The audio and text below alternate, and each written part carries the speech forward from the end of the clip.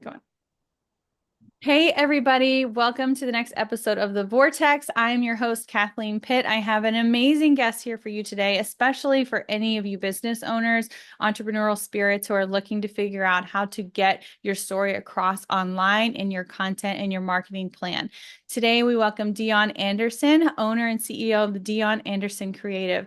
She is the marketing strategist to call when you want to prioritize the everything else that you never get around to do as a business owner. Like, oh my gosh, we all have that. She's an online brand relationship strategist and copywriter, and she helps 6+ figure business owners and e-commerce brands really listen in to what their ideal audience is asking for, and then she gives it to them. She primarily works with women changing the world in their own way, out-of-the-box thinkers, tackling causes and solving a problem for somebody who wouldn't have been able to get there on their own. She helps people that are working to build a legacy and pave the way for others. Welcome, Dionne.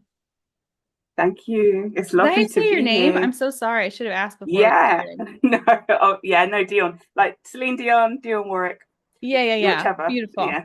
I'm going to call you Celine. No, Thank I'm just you. kidding. Dionne, thanks for being here. So tell us Thank you for where, having like, me. where are you? Where are you based? Like, we love, Americans are so like just the worst. I know all my international friends, like, you guys are so like, what's the word? Like, shallow. Your accent. Tell us where you're from. We love a good Oh yeah. accent. No. Do you love? Well, you might have picked up, maybe not yet. I'm British. I'm from the south of England. And although not born in the era of Bridgerton, I do quite like a little bit of etiquette. And I Oh, love getting to Bridgerton. know. We'll get into that. I hope. Let's touch on Mm. that. But yeah, I'm from the UK, and I grew up in a small town outside of London.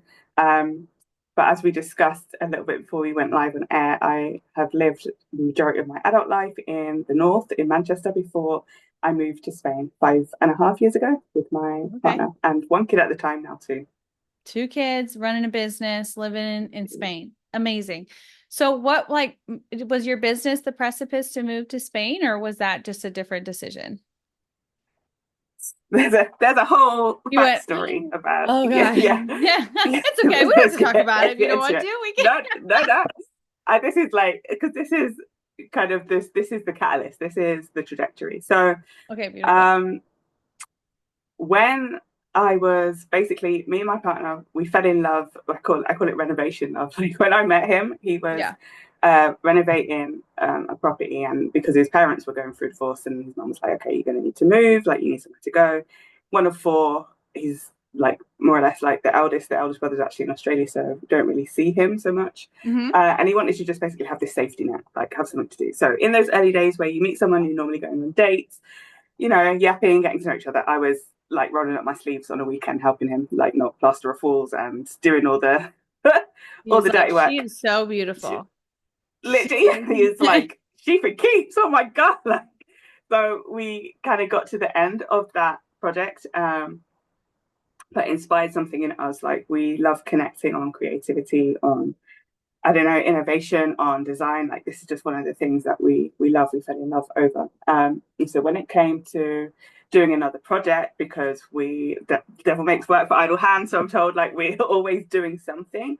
Um, we went on to another project, and a couple months in, I found out I was pregnant. So the deep side, like, Yeah. we were like, okay. Getting busy. I We get it. had yeah, getting busy in the mix of the mess, and we had like no roof. This it was a hard task to get that project finished. Like Yeah. growing a baby, trying to get this thing done.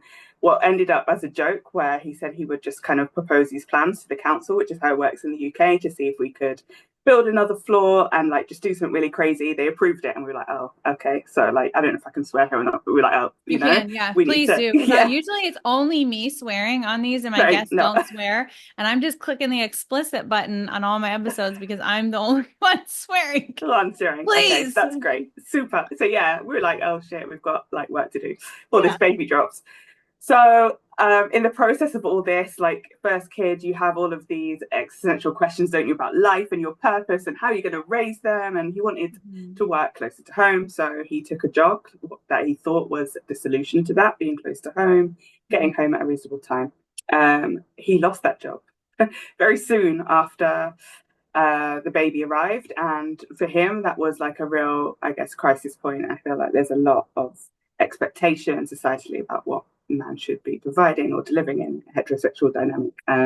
But I've never once wavered in my faith in how he supports me and supports us as a family. And I was like, it's going to be fine. Like, Yeah. he's just so creative, you know what I mean? He's just so resourceful. Anyway, in the mix of finding new work, he got an offer to move to Spain. I was on maternity leave at the time working, and so I moved. And in the mix of that, like I struggled massively with postnatal depression, or you guys call it postpartum. Yeah. And I was reeling in the middle of this new country where I felt like an alien. I didn't have the language, I had no connection and no family support. Yeah. And I had written many years before, out of like uni, I worked to support a small business arm of the university, and they supported small and medium-sized businesses in the UK. And I'd cut my teeth, so to speak, learning all of my copy and marketing skills. Hmm. And a big part of that was talking, getting to know these businesses that were bootstrapping, doing things on their own, and I loved it. And so all these years later, when it came to moving country and walking away from the job I had that I knew that I wasn't going to go back to anyway, it just Yeah. became like the natural next step for me to one, write about what I was going through in the grief because I had no support system.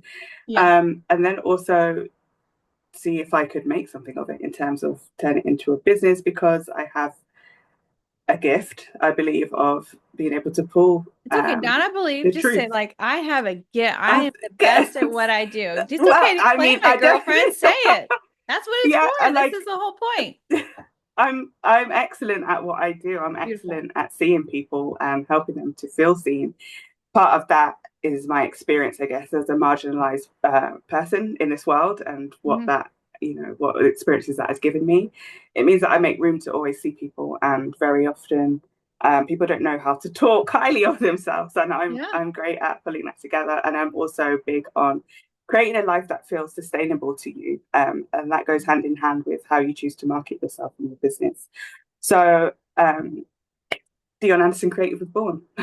Marketing Beautiful. strategist and copywriter With a baby? with a baby. It Good for was, you. yeah. Baptism of fire. It was not an easy road. As we've just, yeah, like it's life just throws you curveballs, and I just believe you just have to run with it sometimes because that's like the worst thing that can happen is you fail. And what's wrong with Yeah. failing?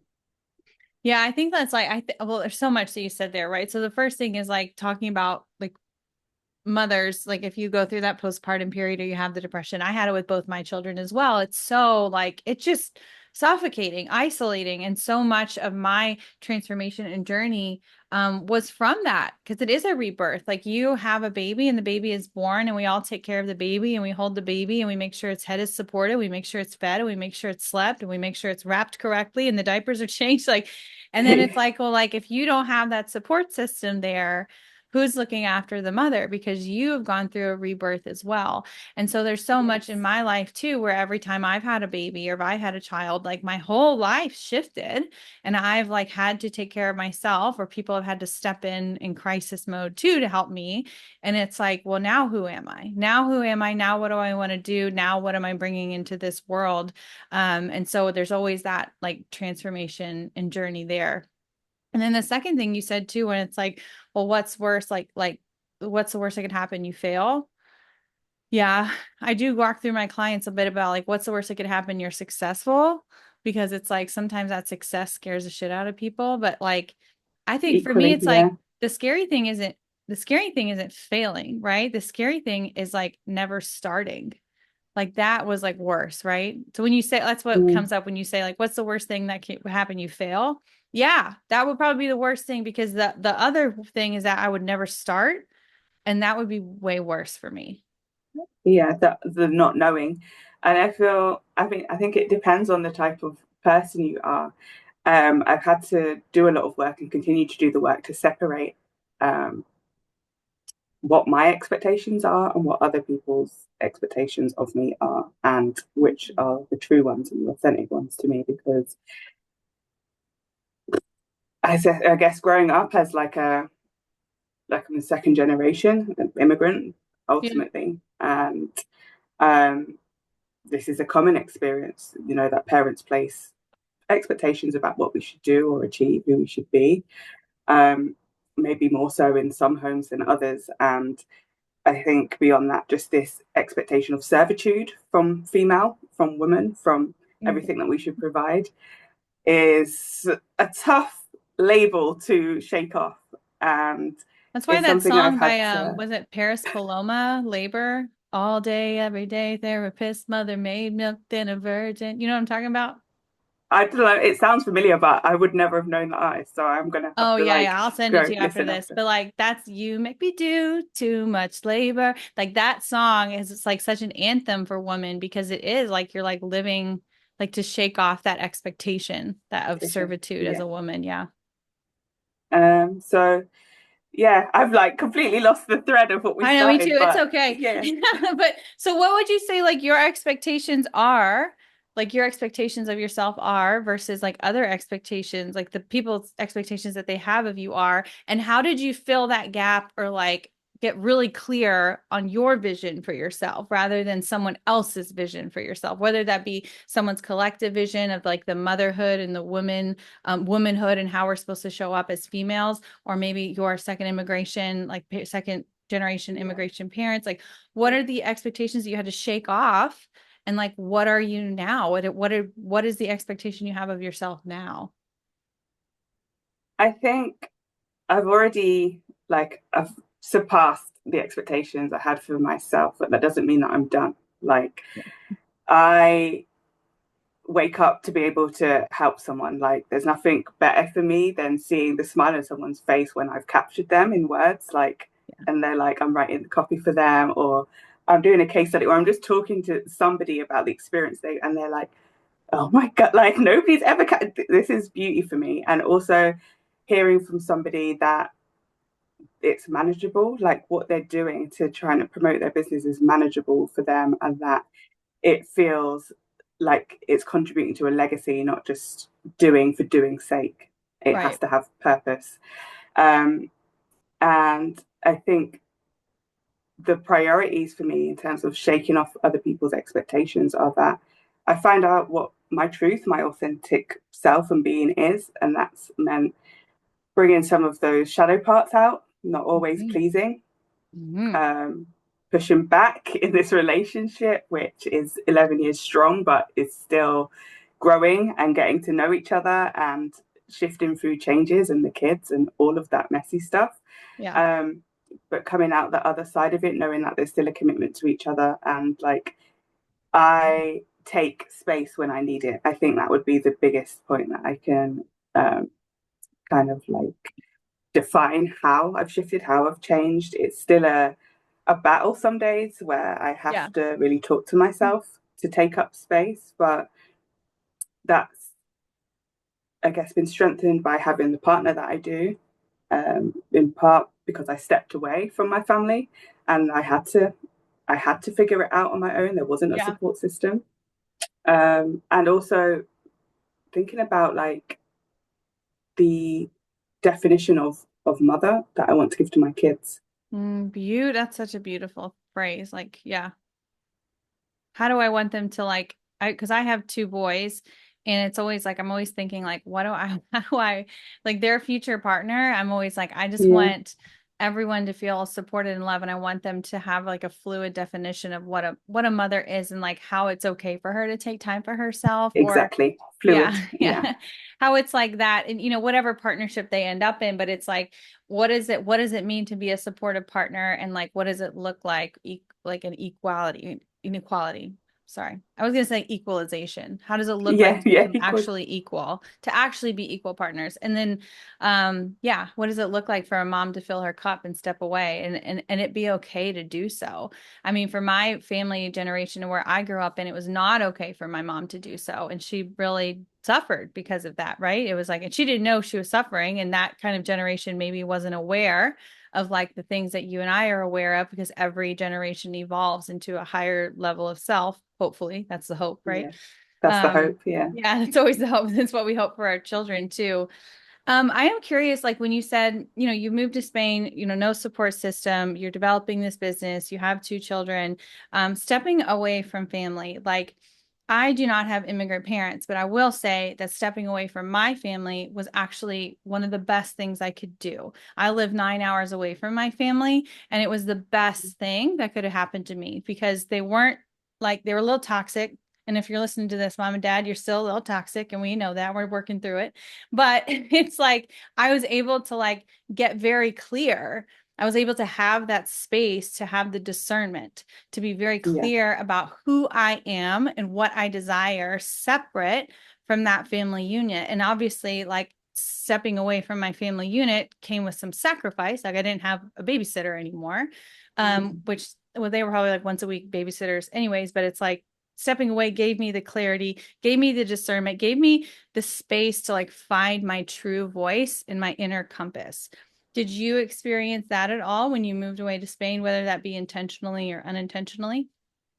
Yeah, definitely both. I think you never really you don't take stock, you don't realize how much you've grown until you're back in the company of the people you left behind. Right. And that's not like as a not as a criticism to family, but like you say, like everyone has work to do essentially, and some people are more willing to like lead into doing it than others. Funny because me and my sister is a healer, and we dedicate like time every year. We have a trip that's just us two, and we really get into Cool. it as much as it hurts. Because there was a lot of like toxicity in our home, but also a lot of love growing up. And those two things can like melt your mind sometimes because there was love, but there was also these things that were Yeah. just not, you know. Ugh. Yeah, like you know exactly right. And it Yeah. like you said, each generation tries to do better than the one before. So we're here doing the work. Um, and I think like taking that step, that time away from family, as challenging, as difficult as it was, like you said, to lose the support, to lose the network, um, comparatively, what I've gained and also what I'm able to give back to my family now I've had that space, that Mhm. distance was worth it. Like, I, nothing that has happened to me was not meant for me. You know what I mean? 100%. Yeah. So, Everything, all of it, like everything you've ever gone through is for your growth and evolution. And like, I'm not sure how much this plays into your business, but in mine, it's literally my superpower. Like, literally, every single thing I went through prepared me to step into this moment, just prepared me to step into this role. And I imagine there are probably some parts of you in your past and growing up in problems where you're looking and you can very quickly enter a room and say, like, okay, that person's feeling whatever it is, like the energy of what's going on, and then you talk to them. And maybe I would love to look at your gene keys. Oh my gosh, to have like that active listener one. So there are certain people that have this gene key in their profile where when mm, people will just tell them stuff. They'll just be like, I never told anybody this before, but I stole, like that me in the yeah, yeah. on When mute. I was, But in yeah, I 2018, can, I stole. It's like, I'm like, I'm at yeah, McDonald's. Like, why are you talking to me? So I've always had that like in my life where people will just come up to me and just tell me like crazy stuff like, well, why are you telling me this? So I imagine you probably have that in too. When people start talking to you, they just don't know why, but they're just telling you like actually how they feel. And then you have this beautiful transmutation process where you can take those words and then spit it right back to them in this like glittery content, copyright, editing that makes them feel so seen.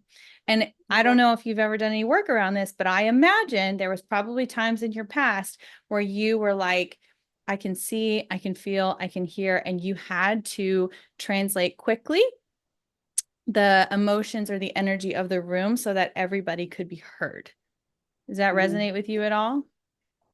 Yeah, I think there definitely would have been just due to the nature of like historically, you know, what as a diaspora we would have experienced. I know I would have had to advocate for people, and this is my calling. It's, you know, it's to advocate for people, it's to show up for people, it's to help them just understand the value, the worth of themselves, you know, and what they have Yeah. to offer in the world. Similar to, it's like similar to, you know, what you're doing, but in a different way, you know. Everyone Yeah. has a tool, like, you know, and mine is with words, with knowing, with probing, with questioning, being, as we said, like being nosy. You know, I ask a lot So of good nosy. questions, I am and so nosy. yeah, I think it's just giving people the space. to feel safe enough to share, which maybe they don't always get. Yeah. And that tell us how it is like to work with you. Like, so when you talk about like content and copy editing, getting the story out of somebody, like what does that look like? Because you're right, like whether you call it like psychic, intuition, energy, the auric field, whatever you want to say it Yeah. is, it's about that's your gift, right? That's your gift to like enter into someone's energy and then pull it down and like show it to them, right? So what does it look like to work with you? Because you're so brilliant at what you do. You are a wordsmith. How does that process go? That process normally goes by like somebody reaching out to me, or I've met them. I would say like there's some engagement. Like I'm really confident and comfortable like reaching out to people, because sometimes you just get this energetic connection and you kind Yeah, of like know that like they've either been looking for you or they've like, oh my god, this is exactly what I've needed, and I've, there's just something. I get a lot of it when I'm in the room with people and we get to talking, and I think the bit that people resonate with firstly is this point of like just having somebody show up for them, to take this weight off their shoulders and just do the thing and know that somebody's capable and competent, but not only doing it, but they're actually wanting to see them win. You know what I mean? With like whatever right. I'm going Yeah. to deliver, it's because I want you to like show up, and like show up well and own what you're going forward to do and share with the world.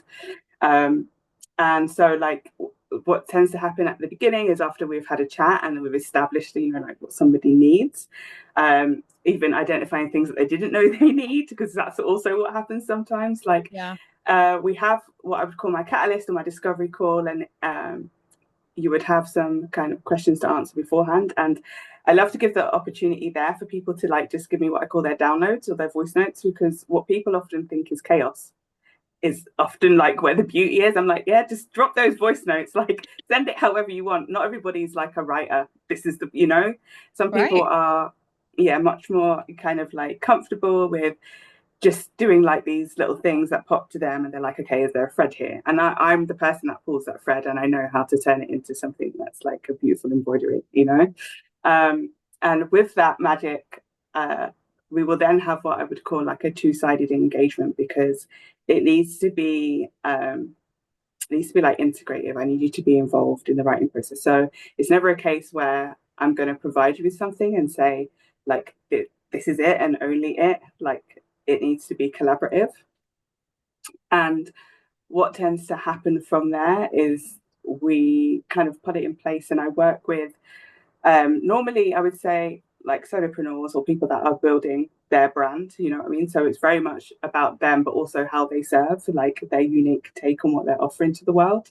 Mhm. Um, and a lot of that goes with speaking to the customer or clients that they've worked with as well, because this is where a lot of the gems are. Like people aren't out here really asking for feedback in that way.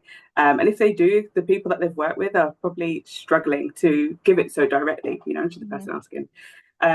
So more nosiness, more questioning, more asking, more knowing, because that's where the beauty is in the things you will never see as a person that's running your business. It's like what everybody that you're delivering this service or this product to is taking away, and actually how it impacts their life like way after you've gone. If I can circle back and like speak with them and question them and interview them and really understand what that journey is like for them, like 100% of the time, the client that is commissioning me, that is paying me, is like, how did you like how this is so, it's just Yeah. it's yeah, it's like Magic. unimaginable that I've captured so much of basically what they've done for their clients, their customers, and turn it into something that just resonates to attract more of the right person. Do you feel like that's an intuitive process? Um, Part of it definitely is, in terms of knowing what questions to ask when and reading the room. Yeah. Like, Because what I'm you seeing know, is like when you say like you're pulling the thread, I'm literally like seeing a golden thread. And so yeah. I just don't know if you've ever tapped into that side of like actually your intuition is helping like clear the shit out of the way and then you grab the thread and like pull it out. Yeah, I think what surprised me as an example this year is like I did some strategy work with somebody that they've got a well-established business for like over 20 years. but they were really struggling with trying to repackage something because they had this big block around making themselves feel more human. They'd created this Mm. like persona that had made them feel safe due to their experience and their background and how they identified. But they knew that this was a shift that was required in order to change how they were delivering something. Yeah. And as I said to you, I think at the start of the call, often we look to leaders for guidance, for direction, when sometimes all they need, is the space to actually be the one that is guided. And Yeah. I was able to do that by literally like before I'd even got a yes, like I had already formulated the questions. They were like already being sent to me, So whether you want to call that a download or a manifestation or whatever it is, I'm able to just read people really well. And they were like, oh, like we started calling, like, oh, like, oh, we're going here. And I was like, yeah, if you're That's happy to go exactly here, where we're we going to gotta go here. go, baby. You got to go, yeah, And they were like, okay, and you could just see them as we went through like that call, just relax their shoulders, just were like, oh, I feel like safe here. Like this is magic. Like I've never had these kind of conversations with people. And I'm like, yeah, this is what needs to happen for you to kind of move forward with your message. Yeah, I think in like the first 6 months of this year, there was so much on Instagram, and I'm sure it like filters through. It just for me, it popped up in the first 6 months. It was about like authenticity being the highest frequency. And there also is a lot of, nearly every client that I have has this aha moment of, I'm ready to lead like a conscious business. I'm ready to lead a Mm, soul aligned business. Like they already have the structure and the sequence in place, or they have this idea and then they've been doing it and it's just like not performing well anymore. Like things are just not going well. And it's because yes, yeah, they've really lost their voice. They've lost what makes them them. And what, like, again, I like to think of it as spirit, like over all of us, like, okay, like if Pluto moved into Aquarius, so and out of whatever it was in, so it moved out. I think it was Capricorn. I just don't want to say it wrong, so nobody comes to fight me. But whatever it moved out of, let them come to fight you, girl. You I got know they're backup. always trying to find me. I'm like, girl, no. So when Pluto where it was, that was the old paradigm of business. That was the pillars, that was the structure, that was the corporate, that was the leadership, that was like boom, Yeah, boom, boom, whatever. Well, now we have all this structure and we have all these things. We have the old paradigm way of doing things, and now those businesses are not doing well because they've lost their voice, they've lost their yeah, frequency. And when Pluto moved into Aquarius, it became like new age. It became, what's your odd, like what's your weird, what's your frequency, like I want to know about that, and I want you to be more human to me. I'm tired of buying from Nike because it's Nike. mm, I want to buy mm, from Dionne because she's Dionne. Like I know what makes her beautiful and special and perfect and creative. Like that is the new wave of business. So that was a really long yeah. way for me to ask this question of like, do you find that is coming up for you? Like those big 6-figure, 7-figure business owners showing up and saying like, it's not working anymore. Like I need help. And really what they need is someone to like show them like how to get it out of themselves. Yeah, I think because I work with like such a spectrum of personalities, it really depends, I guess, how invested somebody is in already doing that work. Because I think some people are aware of what they need and some 100%. people are not, And so this is so some people might come to you presenting saying they need one thing, but what they actually need is this piece over here, first. Um, and so there is Every day. definitely a globe. Every day. There's a It's over excuse there's like here. a yeah there's a global shift, um which you probably feel and anyway. There is a global shift for people wanting more authenticity is the buzzword of it, but we just want people to really just start showing the fuck up, excuse me, and like stop being Yeah. like this fake version, the TikTok version. Like let's see the real, what's going on. Like let's really know how you serve, who you serve. And just this, like, the faceless business era for me is over. Like people want to Done. really know who they're saying yes to, you know? Yeah. Um, you have to, at least for me, this is how I shop. Like I like to know who I'm saying yes to, and I like to know that what you stand for matters to me too. And I like to know that what you're going to deliver is delivered with care, with love, with, I don't know, just acceptance and room Integrity. for yeah. integrity. That's the, yeah, like literally that. I think the age of spending without thinking is kind of over. Like you need to know who I need to know like the who basically. Yeah. And I think a lot of people are feeling that too. Well, let's talk about that faceless thing. So the thing the thing I love about faceless, I don't know how many like if you've gotten any like calls like scheduled like if you think you call them the catalyst calls for you, like my discovery calls. Yeah. Like I've had so many with like in the beginning of my business for faceless. Like they were like, I just want to figure out Mm. like how to grow my business, how to grow my business. And I was like, okay, well, are you willing to show up online? Like, because why are you faceless? And inevitably the faceless is because I don't feel confident enough, because I don't feel like my body looks good, because I'm not aesthetic, I don't have the aesthetic house, the kitchen, like all these things, right? And it's Yeah. like, okay, well, that is all your shadow.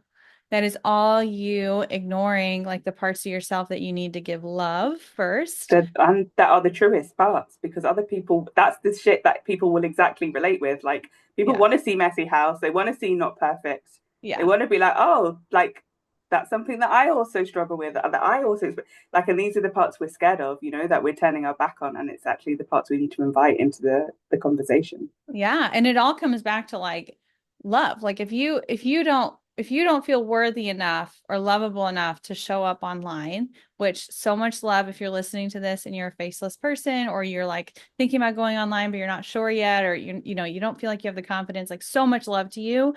It is not impossible for you to do that. It's not impossible for you to lead a soul-led business. It's not impossible for you to have content written by Dionne. Like this is, you have a story, you have things that you've gone through. And if you're feeling Everybody that has a story. pull, yeah. And if you're feeling that pull to come online, like spirit is guiding you to do that. And it's up to you to take the steps and the action and do the work, like you pointed out, right? To like actually Yeah. be ready to do the work to have your story come through. Yeah, but you know what I think happens is that a lot of people think money will fix them, Oh, yeah. and you need to like, and you need to, 100. yeah, you know, and like it's nice, it's cute, like, but it all the shit's still going to be there to be addressed. So when you're ready, babe, you know, like, When you're ready, yeah. Like money is always like I work with I call it your soul goal. Like what you would do no matter what. Like what would you if everything was taken care of, if you didn't have to worry about money and your bills and the debt and the car and everything, you didn't have to worry about any of that.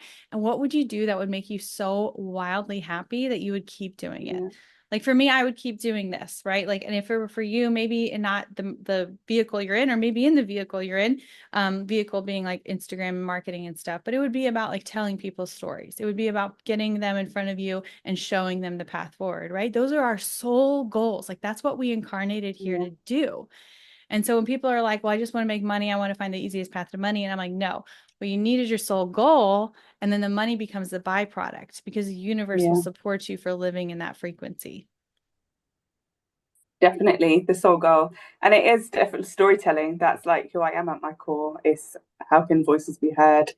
And it's just like that humanness, this connection thing. It's been missing for a long time for a lot of people, I think. And people are really ready to receive that love, receive that connection. We want to be out connecting and touching with people in real life again, you know? And this is like this is the step I love as well. Like when you can talk to somebody, and everybody can access it and still feel like they're with you.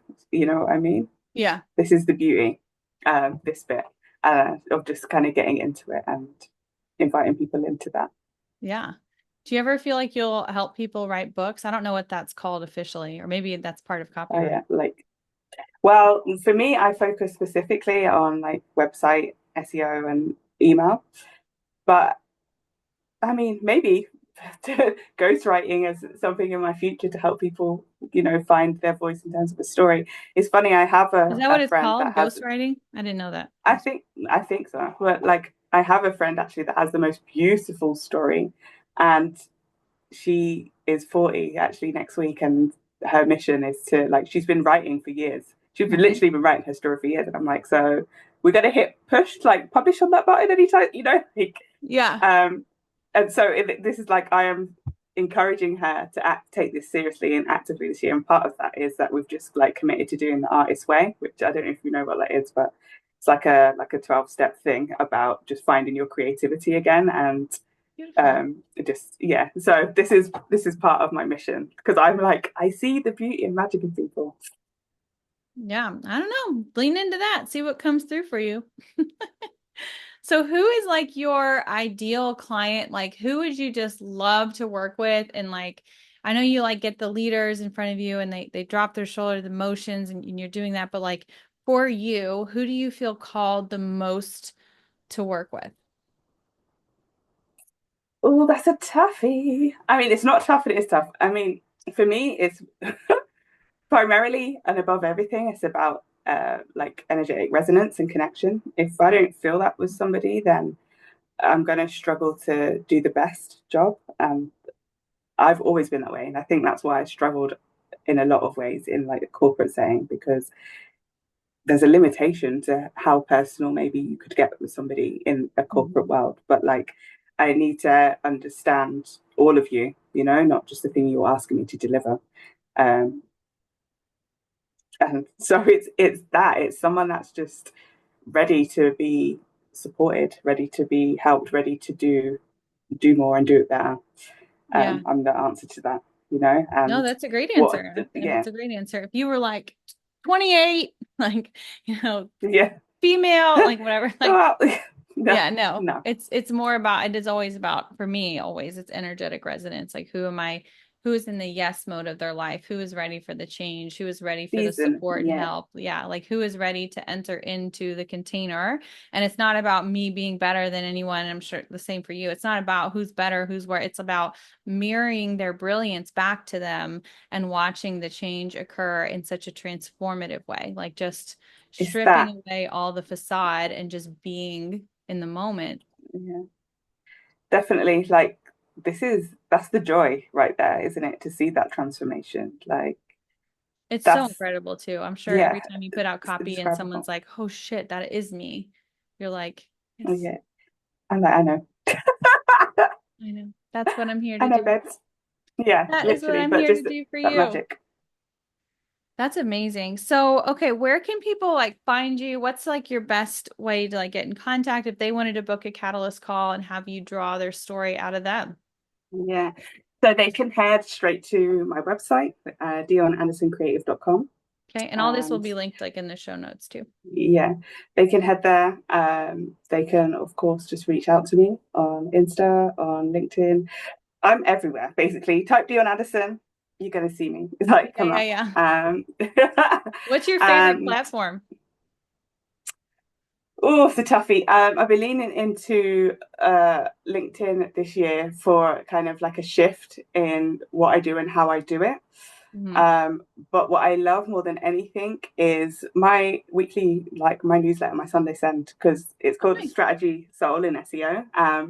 And I'm very much of the somewhere ambiverted, leaning towards introvert setting. And any way that I can tell a story and connect with people, which is what my newsletter allows me to do, is um, great for me. Like I love getting like replies from people that are like, "Oh my god, that's such a good, like so clever. This is this story. That's I just yeah, So true. this is where connection lies for me. It's showing up and sharing a story because everybody's going to relate to whatever you're going through. You think that people don't want to know like the hard bits, the tough bits, the challenging bits.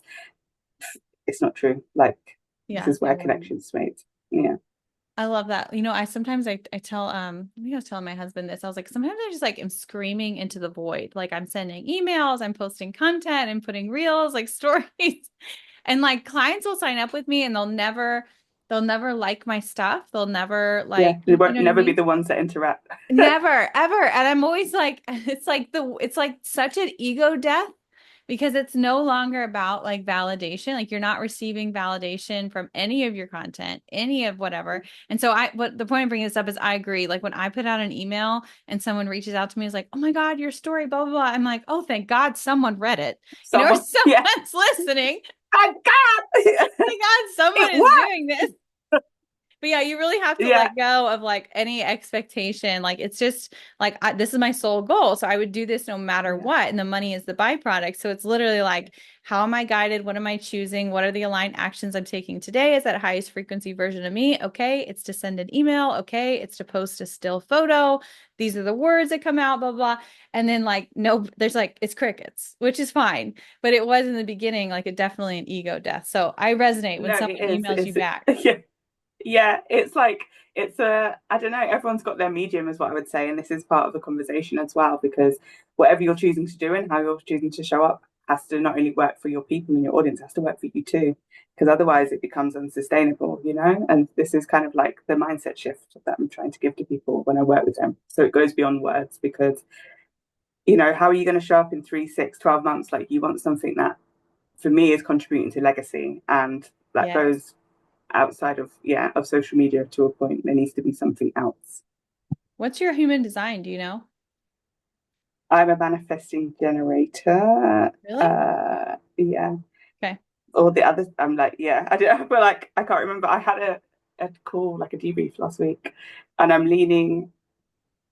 I can't even think right now, but I will have to share it with you afterwards. So, Yeah, like because we I could feel, we well, I could feel talk. big generator energy, but if it's a manifesting generator, that makes sense. So yeah, that would be interesting to see because it's all about like, it's all, I agree. It's like about the sustainability for the long term. It's not about the quick wins. It's not about going viral. It's not about like having a spike in sales 1 month. It's like, Yeah, no, how are you creating connection? How are you creating community? How are you nurturing yourself? We talked about this at the beginning with being a mom too. Like, being yeah. ruthless in my like I'm ruthless in my regulation and I'm ruthless in filling my cup because if I'm You not have to be. regulated and if I'm not filling my cup, like no one else is being regulated or filling their cup. Like that's It's true. that's the ripple effect.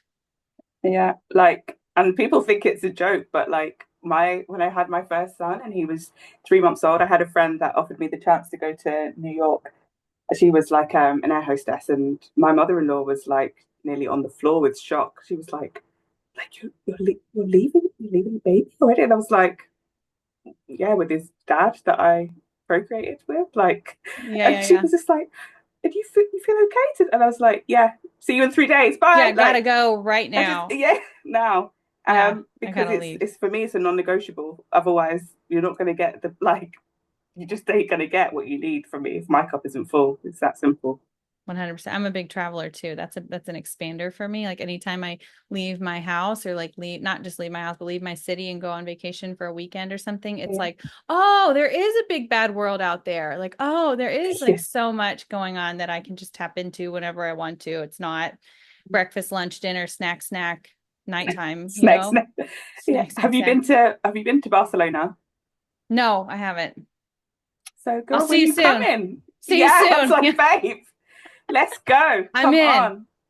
Yeah, I'll let you Let's know. do it. I'm in. I got to figure out where I'm going, but I'm in. I told my husband's not a big traveler, and so that held me Okay. back for a long time. And what I basically decided was like, I'm really sorry, like I'm just gonna go. And so now I have a It's a trip hard. booked. I have a trip booked in January, March, May, and June, July, and then again in October. This for 2025. And he's like, that's enough. And Nice. I'm like, well, we'll see. Yeah, like for you it is. Like who are you Yeah, talking to? That's enough. Yeah. who knows? Who knows what'll happen? All right, beautiful. Before we end, because I talked about my expander, what's your expander? Is it travel, you think? This is a hard one. Mhm. Could be travel, could just be being alone without my children. Doesn't really matter the Just like a place. weighted Like blanket in a dark room is my duck room. Yeah, like for real.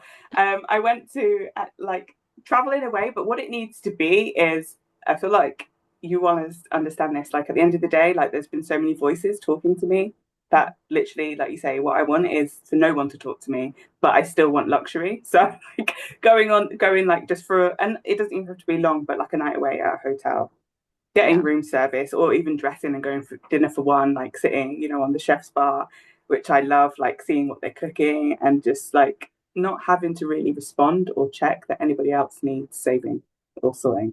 Yeah. Just me. And Nobody's good nervous pajamas. system needs to be regulated other than mine. Yeah.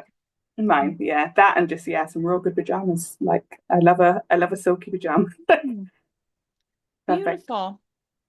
All right, Dionne, thanks so much for coming on the Vortex. Thank you so much for sharing your expertise. If anybody needs to find her, I'll have it linked in the show notes below. Dionne Anderson Creative. She's all over the place, guys. Thanks so much for being here.